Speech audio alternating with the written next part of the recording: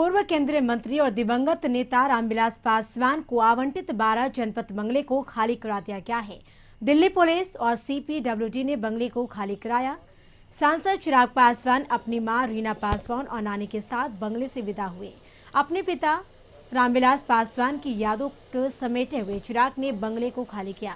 चिराग ने कहा कि मेरे पास दिल्ली में रहने के लिए कोई घर नहीं है, इसलिए नानी के घर रहने जा रहा हूं। चिराग ने आगे कहा कि मैं निराश हूं जिस तरीके से बंगले को खाली कराया गया। मैं तो खाली करने वाला ही था, लेकिन सरकार मुझे दूसरा घर नहीं दे रही है। मैं अपने पापा की यादों और आशीर्वाद को लेकर इस घर से जा रहा हूँ। इस घर में 100 से ज्यादा आदमी काम करते थे, अब बेघर हो गए हैं। इससे पहले चिराग पासवान की मां रीना पासवान ने बंगला खाली कराने के खिलाफ दिल्ली हाई कोर्ट में याचिका दायर की थी, लेकिन कोर्ट ने यह कहते हुए हस्तक्षेप करने से मना कर दिया था कि बंगले को करीब करीब खाली कर दिया गया है, इसलिए अब रोक नहीं सकते हैं। बता दें कि बुधवार से ही बंगले को खाली कराने की कार्यवाही शुरू कर दी गई थी।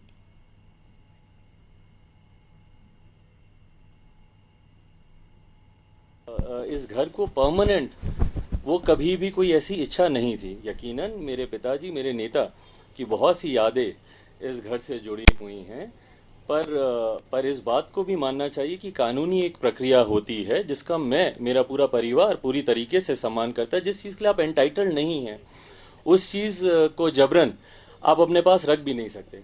हाँ, तरीके से मैं ज़रूर थोड़ा सा निराश हूँ। उम्मीद बस इतनी थी कि मैं एक second time of member parliament हूँ।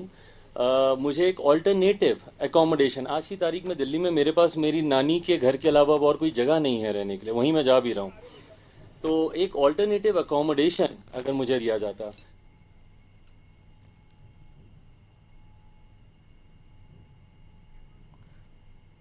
और अधिक जानकारी के लिए दिल्ली से संवाददाता केशव जुड़ चुके हैं फोन लाइन पे। केशव, दिवंगत नेता रामविलास पासवान को आवंटित 12 जनपद बंगले को खाली करा दिया गया है।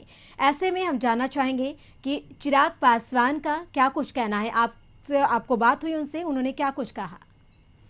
जी करिश्मा, देखिए 12 जनपद को खाली कर दिया गया है आधिकारिक रूप से। चिराग पासवान ने आज खाली कर दिया गया। जब चिराग पासवान से हम लोगों ने बात करने की कोशिश की, चिराग पासवान ने कहा कि मैं ऑलरेडी इस बंगला को खाली करने वाला था, क्योंकि मैं मेंबर ऑफ पार्लियामेंट हूँ, second term member of parliament हूँ।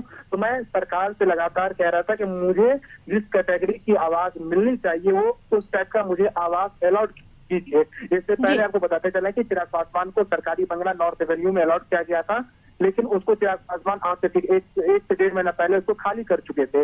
उसके बाद इस 12 जनपद को उनको एक्सटेंशन के तौर पे दिया जा रहा था, जिसके लिए ये रेंट पे कर रहे थे सरकार को। लेकिन अचानक कल सीपीडब्ल्यूडी के कर्मचारी आते हैं और अचानक इनको आवास खाली करने के लिए कहते हैं। इससे चिराग पासवान ने कहा कि मैं इससे निराश हूँ, क्योंकि जिस तरह से जो सरकार का रवैया रहा, सरकार बंगला खाली करवाने का, वो बहुत ही गलत रहा। मैं ऑलरेडी इस आवास को खाली कर देता, मैं कब्जा करने के लिए नहीं आया हूँ इस बंगला में।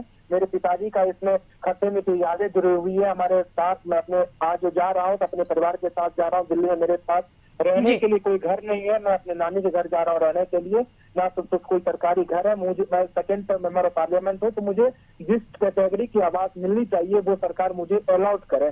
तो 12 जनपद को कह सकते हैं कि जबरदस्ती आज चिराग पासवान से सरकार ने खाली करवा लिया है। और चिराग पासवान अपने मम्मी और नानी के साथ वहां से निकल के गए। वो अपने पिताजी को जो उनको पद्म भूषण दिया गया था, पद्म भूषण हाथ में लेकर नम आंखों के साथ भावुक होकर 12 जनपद से वो निकले। जब निकलने लगे तो 12 जनपद पर एक प्रतिमा रामविलास पासवान का स्थापित किया गया था चिराग पासवान के द्वारा ही। जब उनका निधन हुआ उसके बाद उस प्रतिमा के सामने वो झुककर प्रणाम किया अपने पिताजी को और वहां से निकल गए। उन्होंने कहा कि मैं अपने पिताजी के आशीर्वाद और यादों के साथ 12 जनपद को आज बिल्कुल तो नम आंखों के साथ विदा हुए चिराग पासवान बंगले से। तमाम जानकारी के लिए केशव आपका शुक्रिया।